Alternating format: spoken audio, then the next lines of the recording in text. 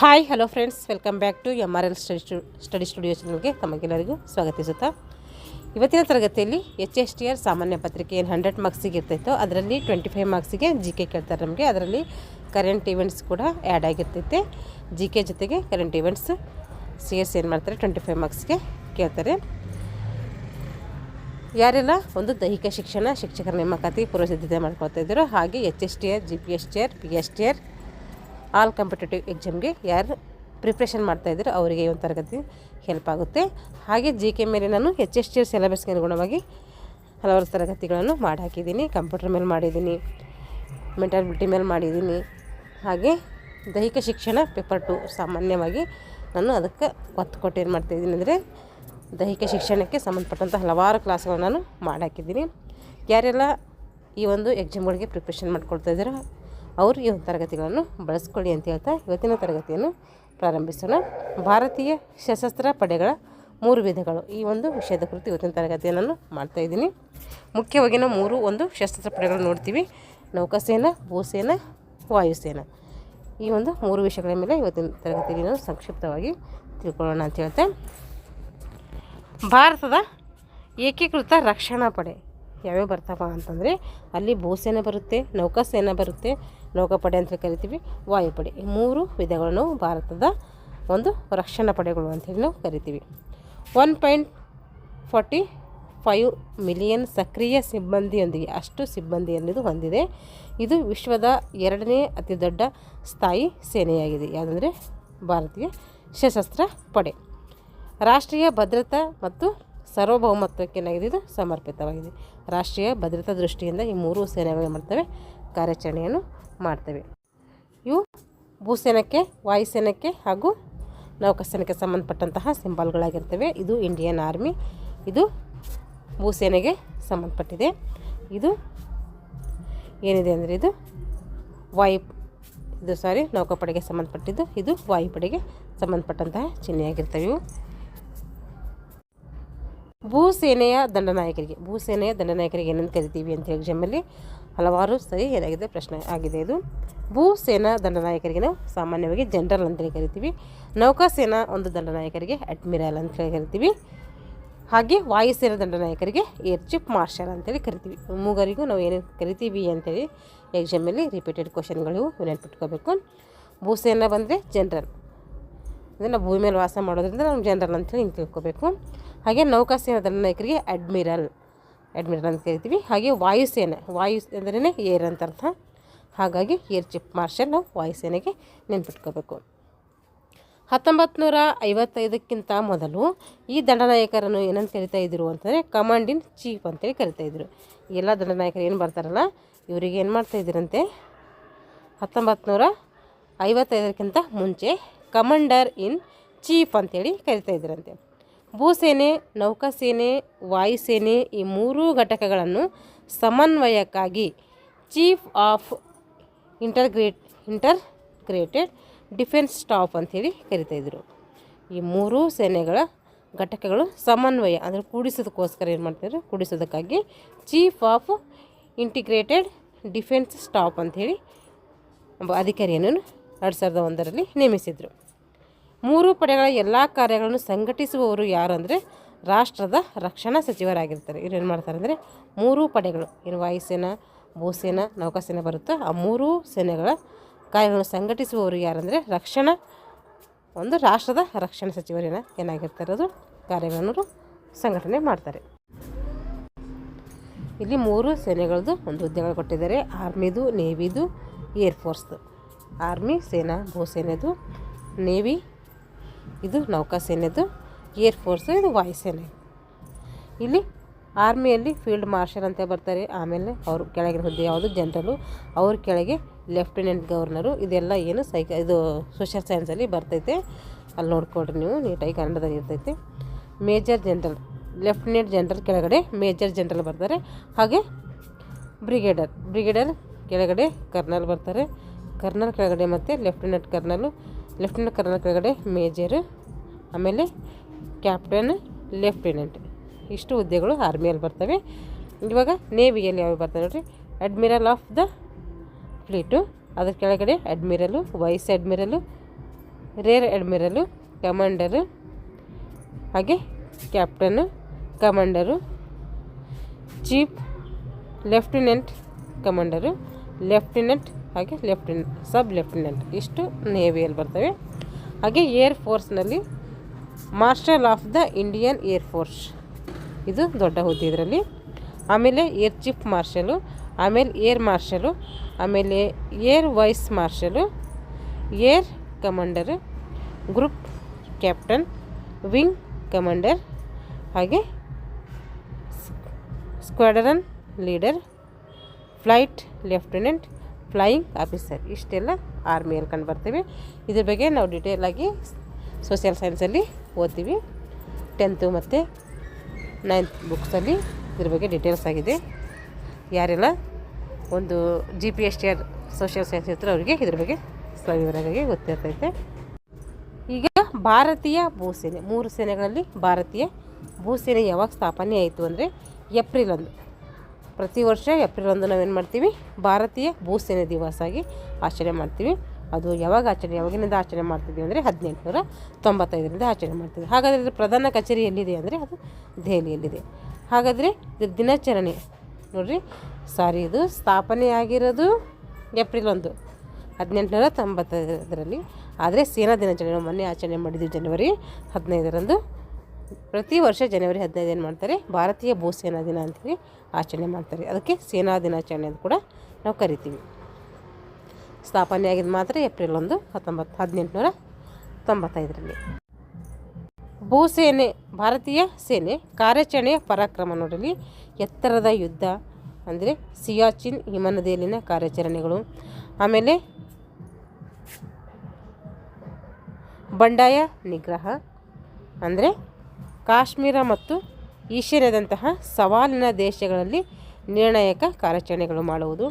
ಹಾಗೆ UN ಶಾಂತಿ ಪಾಲನೆ ಅಂದರೆ ಕಾಂಗೋದಲ್ಲಿ UN ಕಾರ್ಯಾಚರಣೆಗಳ ಮೂಲಕ ಜಾಗತಿಕ ಸ್ಥಿರತೆಗೆ ವ್ಯಾಪಕ ಕೊಡುಗೆಗಳು ನೀಡುವುದು. ಹಾಗೆ ಗಡಿ ಮೂಲಸೌಕರ್ಯ ಅಂತಂದರೆ 2014ರಿಂದ 4,000 ಕಿಲೋಮೀಟರ್ ಹೆಚ್ಚು ನಿರ್ಣಾಯಕ ಗಡಿ ರಸ್ತೆಗಳನ್ನು ಮಾಡಲಾಗಿದೆ, ಇಲ್ಲಿ ನಿರ್ಮಿಸಲಾಗಿದೆ. ಅದಕ್ಕೆ ಸಂಪರ್ಕ ಮತ್ತು ಭದ್ರತೆ ಕೂಡ ಇಲ್ಲಿ ಹೆಚ್ಚಿಸಲಾಗಿದೆ. ಇಷ್ಟು ಭಾರತೀಯ ಭೂಸೇನೆ ಕಾರ್ಯಾಚರಣೆ ಮಾಡಿದಂತಹ ಅದು ಪ್ರಮುಖ ಉದ್ದೇಶಗಳಾಗಿರ್ತವೆ. ಹಾಗಾದರೆ ಭಾರತೀಯ ಭೂಸೇನೆಯ ಧ್ಯೇಯವಾಕ್ಯ ಏನು ಅಂತಂದರೆ ಅದರದ್ದು ಸರ್ವಿಸ್ ಬಿಫೋರ್ ಸೆಲ್ಫ್. ಏನು ಮಾಡಬೇಕಂದ್ರೆ ನಾವು ಸೆಲ್ಫಿಂದ ಏನು ಮಾಡಬೇಕು, ಸರ್ವಿಸನ್ನು ನೀಡಬೇಕು ಅನ್ನೋದು ಅದರದ್ದು ಧ್ಯೇಯವಾಕ್ಯ ಇರ್ತೈತೆ. ಭಾರತೀಯ ಸೇನೆಯು ದೇಶದ ಭೂಪ್ರದೇಶವನ್ನು ಏನು ಮಾಡ್ತದೆ, ರಕ್ಷಿಸುತ್ತೆ. ನಾವು ಸೇನೆ ಇದೆ ಅಂಥೇಳಿ ನಾವು ಇಲ್ಲಿ ಆರಾಮಾಗಿ ಇರ್ಬೋದು. ಅದಕ್ಕೋಸ್ಕರ ನಾವು ಸೇನೆಗೆ ನೋಡಬೇಕೆಲ್ಲರೂ ಗೌರವ ಸೂಚಿಸಲೇಬೇಕು. ಅದರಿಂದ ಏನಾಗ್ತದೆ, ನಮ್ಮ ಭೂಪ್ರದೇಶವನ್ನು ರಕ್ಷಿಸ್ತೈತಿ, ನಾವು ಸುಭದ್ರತೆಯಿಂದ ಇರ್ಬೋದು. ಹಾಗೂ ಇತರೆ ದೇಶದಿಂದ ಯಾವುದೇ ದಾಳಿಯನ್ನು ಕೂಡ ತಟಸ್ಥಗೊಳಿಸಲು ಏನಾಗಿದೆ, ನಮ್ಮ ಭಾರತ ಭೂಸೇನಾ ವ್ಯವಸ್ಥೆ ಮಾಡಿಕೊಂಡಿದೆ. ಭಾರತ, ಚೀನಾ ಮತ್ತು US ನಂತರ ವಿಶ್ವದ 3ನೇ ಅತಿ ದೊಡ್ಡ ಸೈನ್ಯವಾಗಿದೆ. ನಮ್ಮ ಭಾರತದ ಭೂಸೇನೆ ಏನಾಗಿದೆ ಅಂತಂದರೆ ಚೀನಾ ಮತ್ತು USA ಬಿಟ್ಟರೆ ನಮ್ಮದೇ ಏನಾಗಿದೆ, 3ನೇ ಅತಿ ದೊಡ್ಡ ಸೈನ್ಯವನ್ನು ಹೊಂದಿದೆ ಅಂಥೇಳಿ ನಾವು ಹೇಳಬೇಕಾಗ್ತದೆ. ಭಾರತದ ಸೈನ್ಯ 1.3 ಮಿಲಿಯನ್ ಸಕ್ರಿಯ ಸಿಬ್ಬಂದಿ ಬಲವನ್ನು ಹೊಂದಿದೆ. ಎಷ್ಟು ಸಿಬ್ಬಂದಿ ಇದೆ ಅಂತಂದರೆ ಇಲ್ಲಿ 1.3 ಮಿಲಿಯನ್ ಅಷ್ಟು ಸಿಬ್ಬಂದಿ ಪ್ರೆಸೆಂಟ್ ಆಗಿದೆ. ಭಾರತೀಯ ಸೇನೆಯು 6 ಕಾರ್ಯಾಚರಣೆ ಕಮಾಂಡ್ಗಳನ್ನು ಮತ್ತು 1 ತರಬೇತಿ ಕಮಾಂಡನ್ನು ಹೊಂದಿದೆ. ಇಂಪಾರ್ಟೆಂಟ್ ಇದು. ಭಾರತೀಯ ಸೇನೆ ಎಷ್ಟು ಕಾರ್ಯಾಚರಣೆ ಕಮಾಂಡ್ ಹೊಂದಿದೆ ಅಂದರೆ 6 + 1 ಇದು ತರಬೇತಿ ಒಂದು ಕಮಾಂಡ್ ಆಗಿರ್ತೈತೆ. 2 ಸೇರಿಸಿದರೆ ಎಷ್ಟಾಗುತ್ತೆ, ಇಲ್ಲಿ 7 ಒಂದು ಕಮಾಂಡ್ಗಳನ್ನು ಇದು ಹೊಂದಿದೆ. ಹಾಗಾದರೆ ಅವು 7 ಕಮಾಂಡ್ಗಳು ಯಾವ್ಯಾವು ಅಂತೇಳಿ ನೋಡಿರಿ. ಇದನ್ನು ಕೂಡ ಸೋಷಿಯಲ್ ಸೈನ್ಸಲ್ಲಿದೆ. ಯಾಕೆಂದರೆ ಒಂದು ಸೋಷಿಯಲ್ ಸೈನ್ಸ್ ಓದಿದ ಸಲುವಾಗಿ ನಾನು ನಿಮ್ಗೆ ಹೇಳ್ತಾ ಇದ್ದೀನಿ. ಅಲ್ಲಿ ನಂದು GPT ಕೊರಿಯರ್ ನಾನು ಬರ್ತಿದೆ, ಅದಕ್ಕೋಸ್ಕರ ಅಲ್ಲಿ ಇದೆಲ್ಲ ಕೇಳಿದ್ದಾರೆ ನೋಡಿರಿ.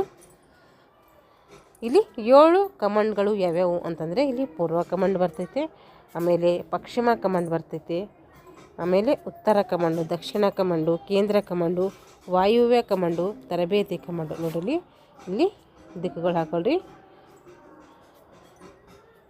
ಈ ಸೂತ್ರ ಗೊತ್ತಿರಬೇಕು ಅನ್ಕೋತೀನಿ ಎಲ್ಲರಿಗೂ. ಒಯ್ಯುಪು ಅದನೈಪ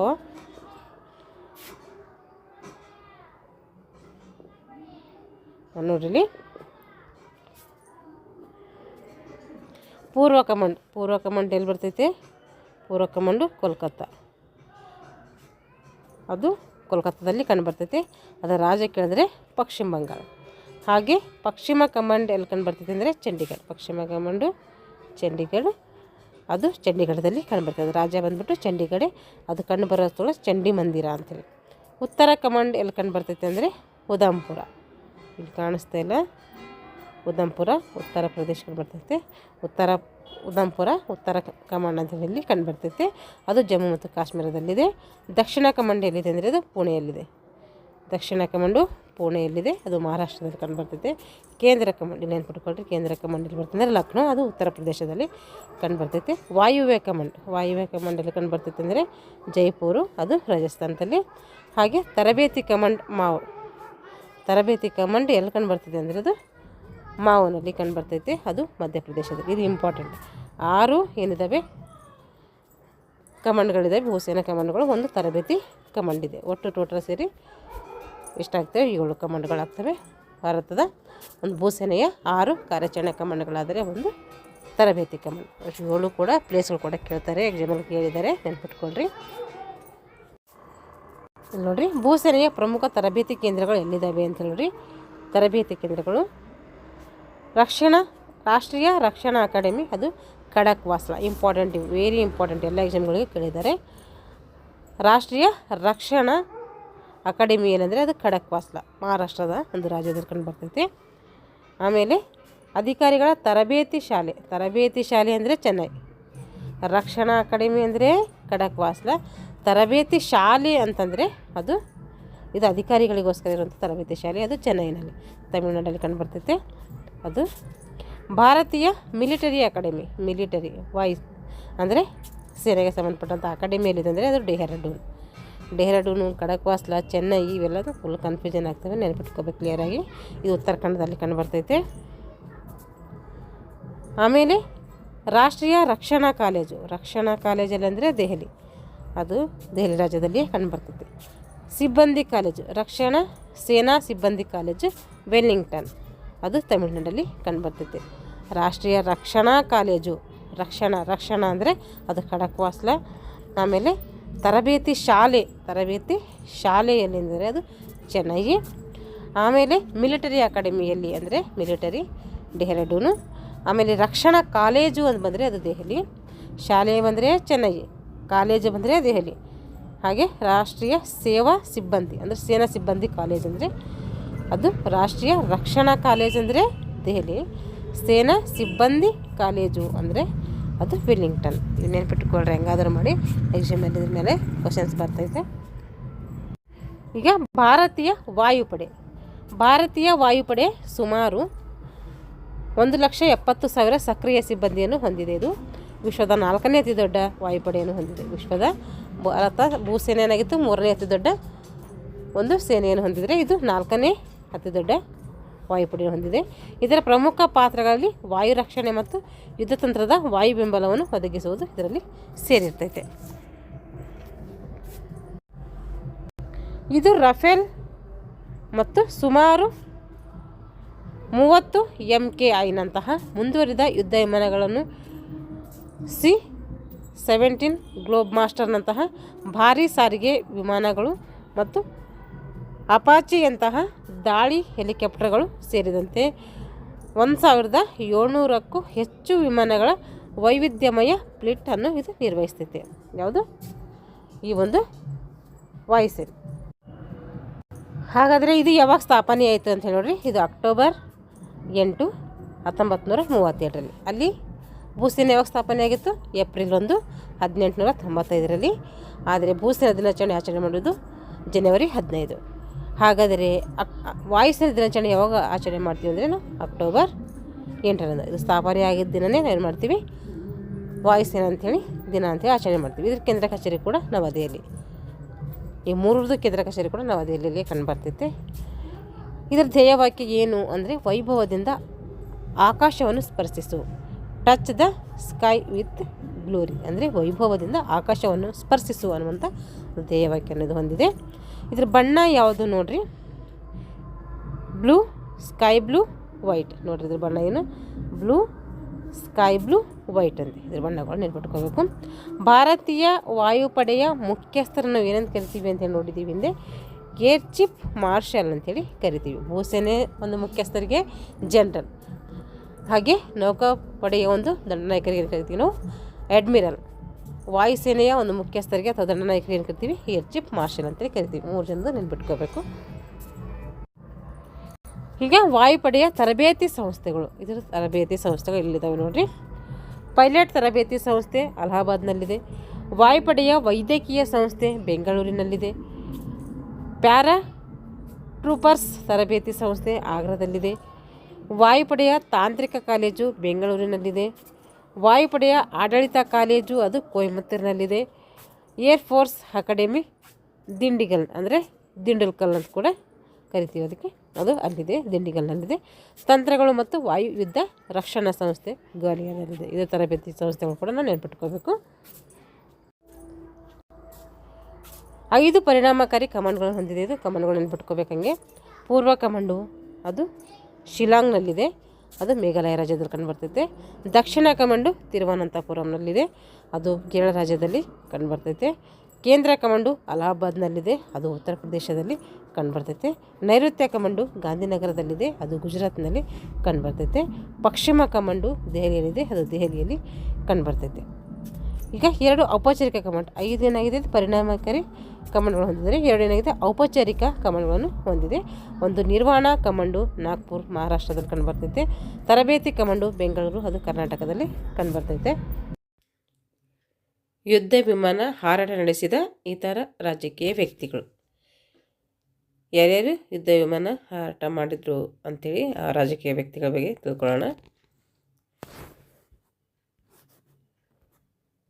ಜಾರ್ಜ್ ಫರ್ಡಿನಾಂಡಿಸ್, ಇವರು ಮಿಗ್ ಯುದ್ಧ ವಿಮಾನ ಹಾರಾಟ ನಡೆಸಿದ ಮೊದಲ ರಕ್ಷಣಾ ಸಚಿವರು ಎಂಬ ಪ್ರಖ್ಯಾತಿಯನ್ನು ಇವರು ಪಡ್ಕೊಳ್ತಾರೆ. ಯಾರಂದರೆ ಇವರು ಜಾರ್ಜ್ ಫರ್ಡಿನಾಂಡಿಸ್ ಅವರು. APJ ಅಬ್ದುಲ್ ಕಲಾಂ, ಇವರು ಸುಖಾಯಿ ಯುದ್ಧ ವಿಮಾನವನ್ನು ಯಶಸ್ವಿಯಾಗಿ ಹಾರಾಟ ನಡೆಸುವುದರ ಮೂಲಕ ಯುದ್ಧ ವಿಮಾನ ಹಾರಾಟ ನಡೆಸಿದ ದೇಶದ ಮೊದಲ ರಾಷ್ಟ್ರಪತಿ ಎಂಬ ಅಂದರೆ ಕೀರ್ತಿಯನ್ನು ಇವರು ಪಡ್ಕೊಳ್ತಾರೆ. ಅಂದರೆ ಸುಖಾಯಿ ಯುದ್ಧ ವಿಮಾನವನ್ನು ಏನು ಮಾಡ್ತಾರೆ ಇವರು ಹಾರಾಟ ನಡೆಸುವುದರ ಮೂಲಕ ಅದನ್ನು ಹಾರಾಟ ಮಾಡಿಸಿದಂತಹ ಮೊದಲ ರಾಷ್ಟ್ರಪತಿ ಎಂಬ ಒಂದು ಕೀರ್ತಿಯನ್ನು ಇವರು ಪಡ್ಕೊಳ್ತಾರೆ. ಪ್ರತಿಭಾ ದೇವಿ ಸಿಂಗ್ ಪಾಟೀಲ್, ಇವರು ಭಾರತದ ಮೊದಲ ಮಹಿಳಾ ರಾಷ್ಟ್ರಪತಿ. ಇವರು ಏನು ಮಾಡ್ತಾರೆ ಅಂದರೆ ಸುಖಾಯಿ ಯುದ್ಧ ವಿಮಾನ ಹಾರಾಟ ನಡೆಸುವ ಮೂಲಕ ಯುದ್ಧ ವಿಮಾನವನ್ನು ಹಾರಾಟ ನಡೆಸಿದ ದೇಶದ ಮೊದಲ ಮಹಿಳಾ ರಾಷ್ಟ್ರಪತಿ. ಅವರು ಮೊದಲ ರಾಷ್ಟ್ರಪತಿ ಆದರೆ ಇವರು ಮೊದಲ ಮಹಿಳಾ ರಾಷ್ಟ್ರಪತಿ ಆಗಿರ್ತಾರೆ. ಹಾಗೆ 2ನೇ ರಾಷ್ಟ್ರಪತಿ ಎಂಬ ಕೀರ್ತಿಗೆ ಪಾತ್ರರಾಗಿರ್ತಾರೆ. ಮೊದಲನೇದವರು ಡಾಕ್ಟರ್ APJ ಅಬ್ದುಲ್ ಕಲಾಂ ಆಗಿದ್ದರೆ, 2ನೇದವರು ಇವರು ಏನಂದರೆ ಪ್ರತಿಭಾದೇವಿ ಸಿಂಗ್ ಪಾಟೀಲ್ ಅವರು. ಈಗ ದ್ರೌಪದಿ ಮುರ್ಮು, ಇವರು ಭಾರತದ ರಾಷ್ಟ್ರಪತಿ 2ನೇ ಮಹಿಳಾ ರಾಷ್ಟ್ರಪತಿ ಆಗಿರ್ತಾರೆ ಇವರು.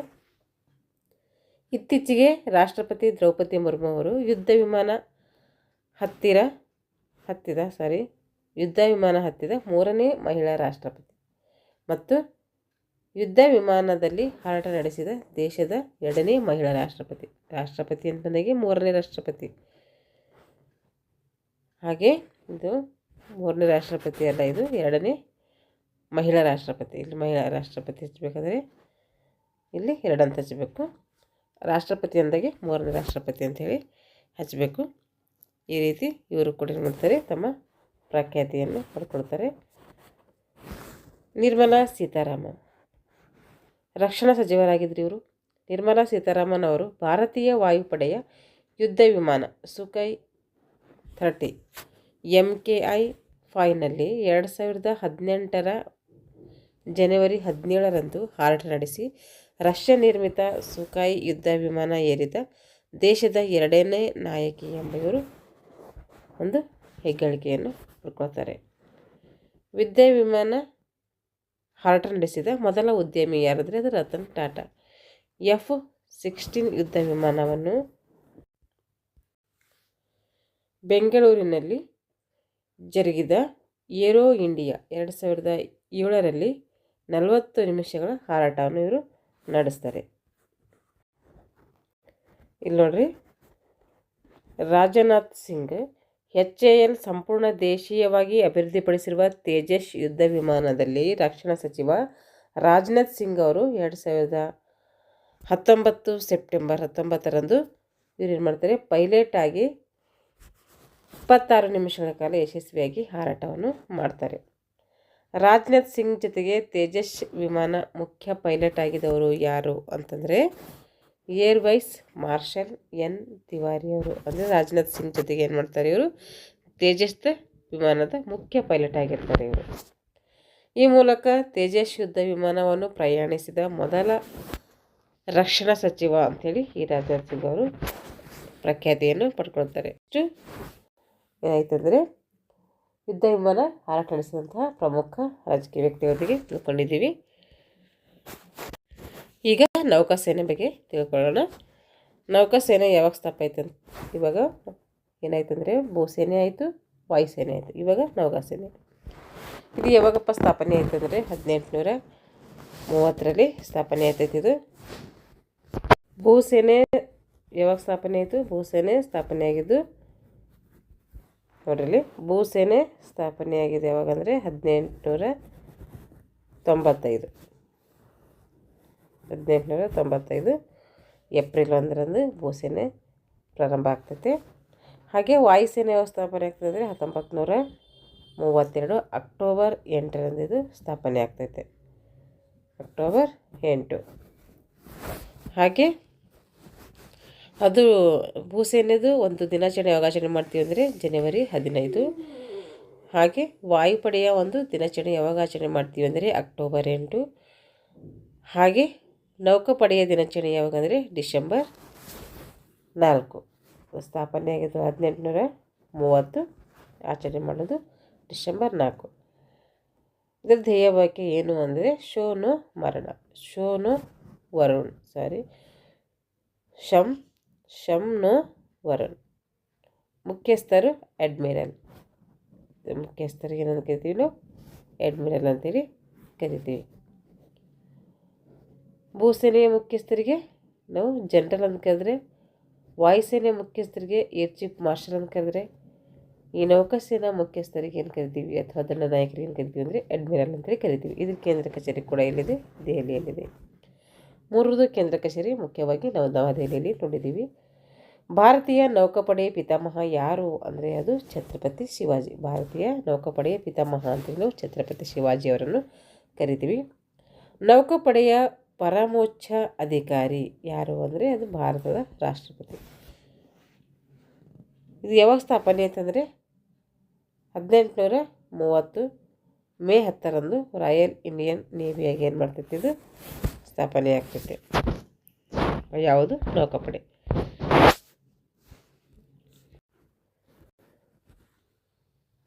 1934ರಲ್ಲಿ ಏನು ಮಾಡ್ತೀವಿ, ಭಾರತೀಯ ನೌಕಾಪಡೆಯಾಗಿ ಮರುನಾಮಕರಣ ಮಾಡ್ತಾರೆ. ಇದು ನೌಕಾಪಡೆಯ ಕೇಂದ್ರ ಕಚೇರಿ ನವದೆಹಲಿಯಲ್ಲಿದೆ.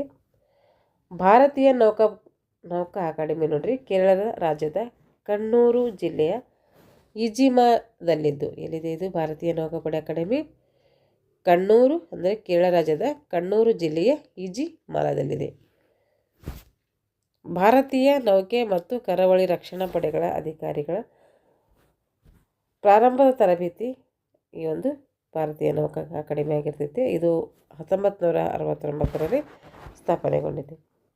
ಭಾರತೀಯ ನೌಕಾಸೇನೆಯು ತನ್ನ ವ್ಯಾಪ್ತಿಯಲ್ಲಿ ಸಮುದ್ರ, ಪ್ರಾದೇಶಿಕ ಕರಾವಳಿ ರೇಖೆಗಳನ್ನು ಸಂರಕ್ಷಿಸುತ್ತದೆ ಮತ್ತು ಭೌಗೋಳಿಕ ರಾಜಕೀಯ ಹಿತಾಸಕ್ತಿಗಳನ್ನು ಕೂಡ ಇದು ಕಾಪಾಡ್ತೈತೆ. ಭಾರತೀಯ ನೌಕಾಸೇನೆಯು 58,000ಕ್ಕಿಂತಲೂ ಅಧಿಕ ಸೈನಿಕ ಪಡೆಯನ್ನು ಮತ್ತು ಪ್ರಬಲ ಯುದ್ಧ ನೌಕೆಗಳನ್ನು ಇದು ಹೊಂದಿದೆ. ಯಾವುದು? ಭಾರತೀಯ ನೌಕಾಸೇನೆ. ಭಾರತೀಯ ನೌಕಾಪಡೆ ಜಾಗತಿಕ ವ್ಯಾಪ್ತಿ ಅಥವಾ ಪ್ರತಿಕ್ರಿಯೆ ನೋಡಿದು ಕಡಲ್ಗಳ್ಳತನದ ವಿರೋಧಿ ಕಾರ್ಯಾಚರಣೆಗಳು 2008ರಿಂದ ಅಡೆನ್ ಕೊಲ್ಲಿಯಲ್ಲಿ ಸಕ್ರಿಯವಾಗಿದ್ದು ಅಂತಾರಾಷ್ಟ್ರೀಯ ಸಾಗಣೆಯನ್ನು ರಕ್ಷಿಸುತ್ತದೆ. ಅಂತಾರಾಷ್ಟ್ರೀಯ ಸಾಗಾಣಿಕೆಯನ್ನು ಅದೇನು ಮಾಡ್ತೈತಿ? ರಕ್ಷಣೆ ಮಾಡ್ತೈತಿ ನೌಕಾಪಡೆ. ಹಾಗೆ ಹಾರ್ಡ್ ಕಾರ್ಯಾಚರಣೆಗಳು ಅಂದರೆ ಬಿಕ್ಕಟ್ಟಿನ ಸಮಯದಲ್ಲಿ ಜಾಗತಿಕವಾಗಿ ಪ್ರಮುಖ ಮಾನವೀಯ ನೆರವು ಮತ್ತು ವಿಪತ್ತು ಪರಿಹಾರವನ್ನು ಈ ಭಾರತೀಯ ನೌಕಾಪಡೆ ಏನು ಮಾಡ್ತೈತೆ ಕಾರ್ಯಾಚರಣೆ ಮಾಡ್ತೈತೆ. ಹಾಗೆ ದ್ವಿಪಕ್ಷೀಯ ವ್ಯಾಯಾಮಗಳು ಅಮೇರಿಕ ಮತ್ತು ಜಪಾನು ಆಸ್ಟ್ರೇಲಿಯಾದೊಂದಿಗೆ ಮಲ್ಬಾರ್ನಂತಹ ಪ್ರಮುಖ ವ್ಯಾಯಾಮಗಳಲ್ಲಿ ಏನು ಮಾಡ್ತದೆ ಇದು ಭಾಗವಹಿಸ್ತೈತೆ. ಪರಸ್ಪರ ಏನು ಮಾಡ್ತೈತೆ ಕಾರ್ಯ ಒಂದು ಕ್ಷಮತೆಯನ್ನು ಕೂಡ ಇಲ್ಲಿ ಹೆಚ್ಚಿಸುತ್ತದೆ. ವ್ಯಾಪಾರ ಮಾರ್ಗಭದ್ರತೆ ಅಂದರೆ ರಾಷ್ಟ್ರೀಯ ವಾರ್ಷಿಕ ರೂಪಾಯಿ 2,000 ಶತಕೋಟಿ ಹೆಚ್ಚಿನ ಕಡಲ ವ್ಯಾಪಾರವನ್ನು ಇದು ರಕ್ಷಣೆ ಮಾಡ್ತೈತೆ. ಹಾಗೆ ಆರ್ಥಿಕ ಸ್ಥಿರತೆಯನ್ನು ಕೂಡ ಇಲ್ಲಿ ಖಚಿತಪಡಿಸ್ಕೊಳ್ತೈತೆ. ಇಷ್ಟು ಇದರದ್ದು ಏನಂದರೆ ಕಾರ್ಯಾಚರಣೆಗಳಾಗಿರ್ತವೆ.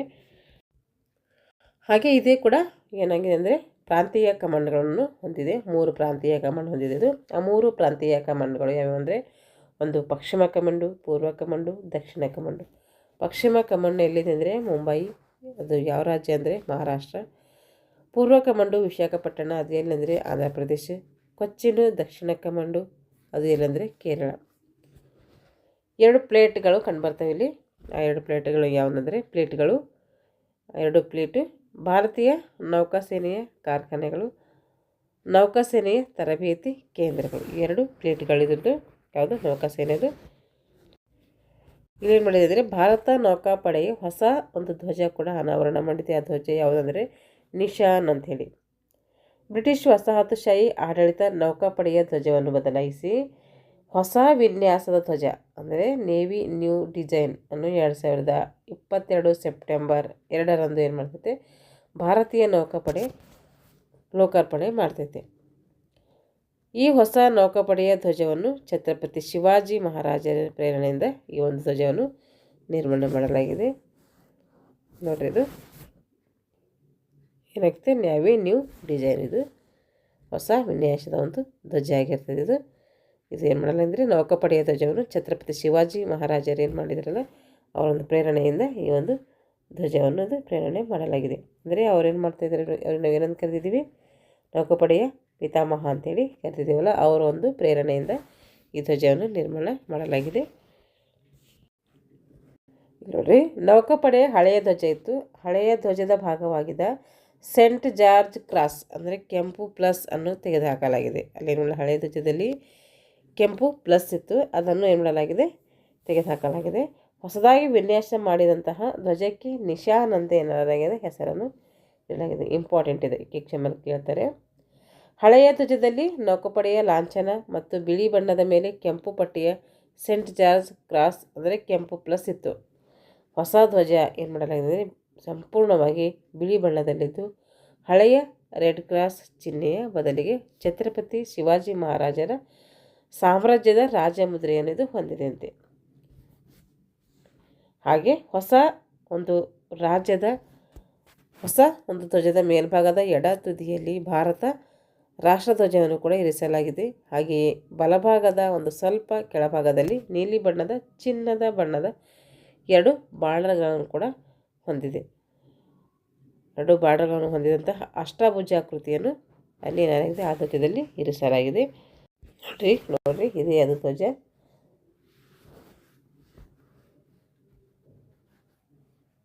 ಎಲ್ಲರೂ ಅಷ್ಟಭುಜಾಕೃತಿ ಇದು.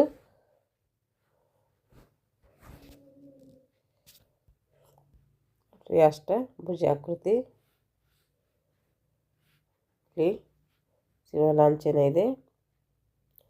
ಇಲ್ಲಿ ಛತ್ರಪತಿ ಶಿವಾಜಿಯ ಒಂದು ಚಿಹ್ನೆಯದು ಕೂಡ ಇದರಲ್ಲಾಗಿದೆ. ಇಷ್ಟು ಇದರ ಬಗ್ಗೆ. ಮುಂದಿನ ತರಗತಿಯಲ್ಲಿ ಮುಂದಿನ ಒಂದು ವಿಷಯದೊಂದಿಗೆ ಮತ್ತೆ ಭೇಟಿಯಾಗೋಣ. ಇಲ್ಲಿಗೆ ಈ ತರಗತಿಯನ್ನು ಮುಗಿಸ್ತಾ ಇದ್ದೀನಿ. ಎಲ್ಲರಿಗೂ ಧನ್ಯವಾದಗಳು.